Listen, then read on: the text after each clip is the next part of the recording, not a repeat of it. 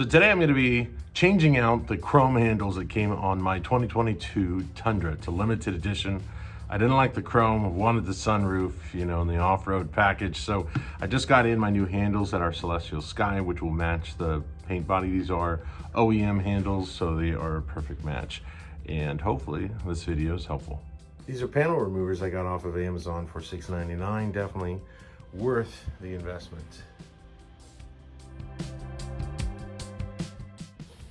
So the first thing you got to do is take out the little carpet that's in here.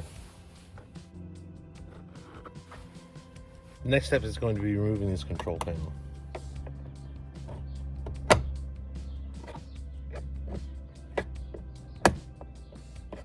I ended up going with this tool and I was able to snap it up and get this rear end to come up. And then from here, you're going to disengage this clip that's right there. Next, you want to remove the liner from inside of the door handle. For these style clips, you want to push it into the center. So I'm going to be taking out the screw that is located here and the one that is here.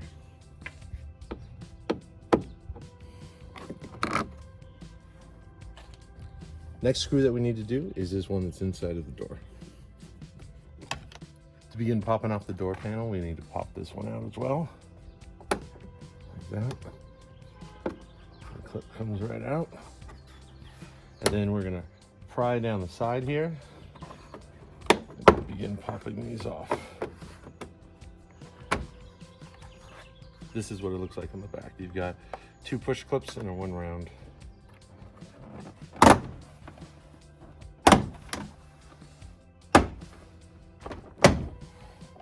You're pulling off your door here, you want to make sure that you don't pull too far because you have cables that are still attached. This is for the handles and for the locks. You're going to be taking your thumb and pushing this one forward and out. Same here, forward and out. And then I've got this clip that I need to undo. That is for the tweeter. Now you may not have this depending on your make and model, but it's amazing how you can get a whole door panel off and then you struggle with a little tweeter speaker. If you have one right here, it has one clip on one side. You definitely have to push it all the way in and give it a good firm tug to get it off. So with the door panel off, I realized I needed to roll up the window. So I reattached just this little unit, rolled the window up, and then I was able to go in and get into this plastic area by peeling back. And you can see that it's kind of like a butanol or something seal, and you peel it slowly and then you'll be able to reattach it. It's pretty sticky. Now the next thing we need to do in here is we need to access that wishbone, that white portion. I'm going to pull it straight back.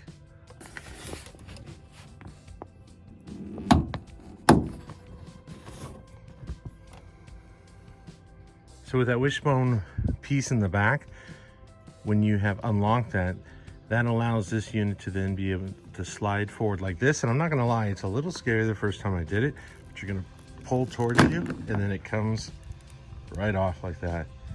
Kind of shockingly so. So here's my original door handle. Here's the new one.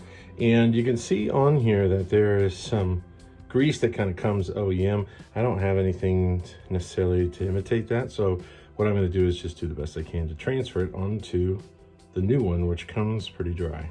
So to get this new door handle in, you're going to be seating it first back in here. Be careful of your rubber seal that you got around there. And then you're going to be sliding this in, and then it's going to click back into place like that. And now it works again. From here, you need to make sure you go in and lock that wishbone that is right there. And you do that by rotating this over. Snaps in. So next I'm going to be pushing this seal back together, and it goes back together really nicely, and it gets that watertight seal very well. And now you just want to reattach everything in the reverse order of what you just did. Just make sure that your clips are lined up and you've got your ball locks joints back into place. For the driver's door, you're going to start at the top.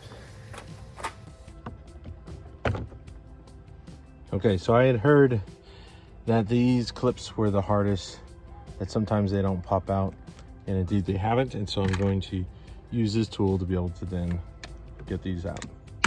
Like that.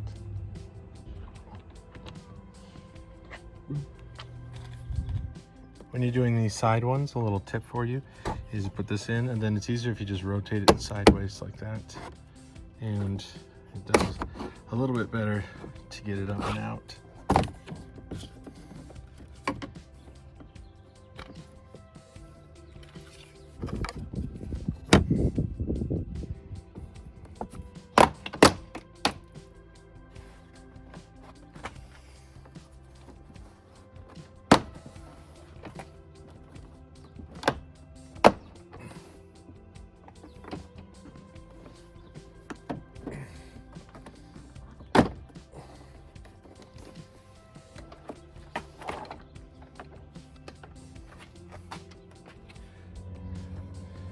If you have a light on the bottom, it can be a little bit difficult because this is hard to reach, but if you follow the wire in, you're gonna find that the button is right there on the top, like that.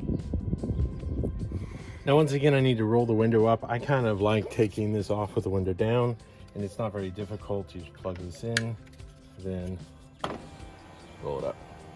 The front has hard plastic shields to protect from the elements as opposed to the plastic that was in the back. For this step, you definitely want a nice pick tool.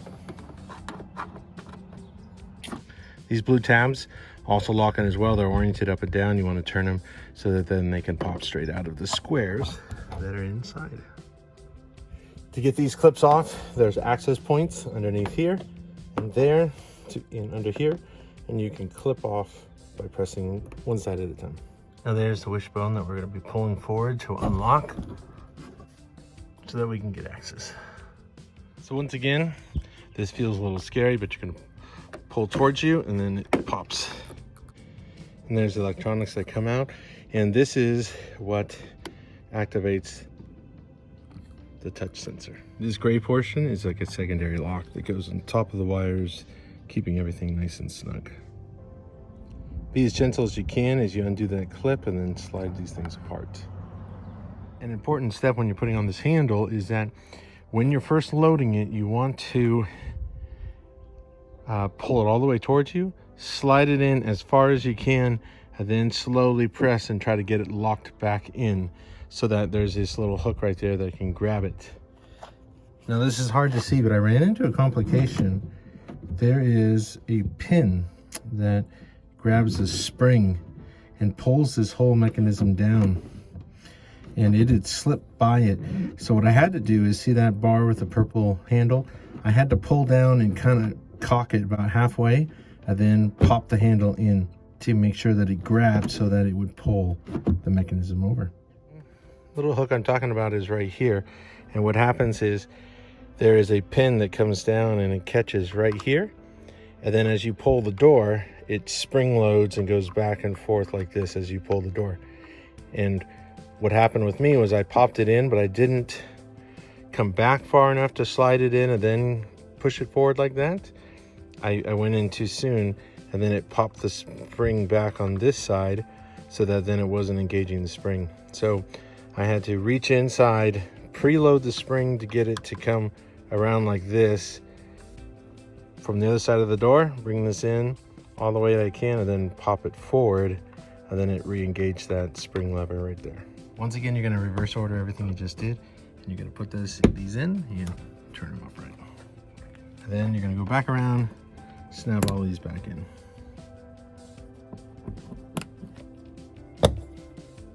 This is for the bottom light if you have one. There's a little area that tucks in right here underneath, and you're gonna pop that down in, and there's a little bit of tape that they had put from the factory. Go right over there like that. This is the driver's side door. Don't forget you have an extra clip that powers the window control locks. So this is the third clip that I was talking about that goes in for it controls the windows lock functions. Make sure you get that one in. These other two will go through and just hang loose till you get the door panels installed.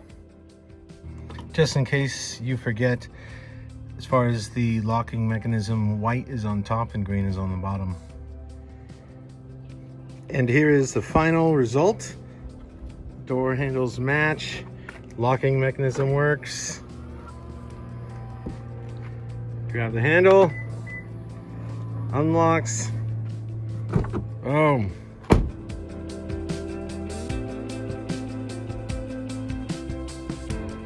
So I finished getting all the handles on. Hopefully that instruction helped you out to go from chrome to a paint match system.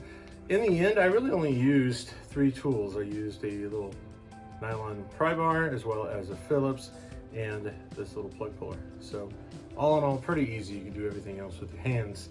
And thanks guys for watching. I've done a couple of projects on my truck. Let me know if you are interested in seeing more.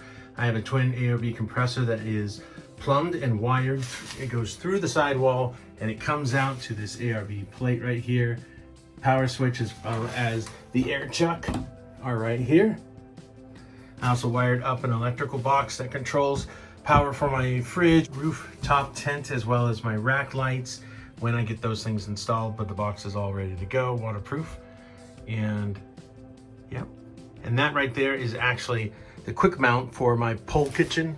If you've never seen a pole kitchen before, that's what it looks like sitting on the side, but it gives you 50% of your camp setup in 10 seconds. Pretty cool little thing. Check it out at polekitchen.com.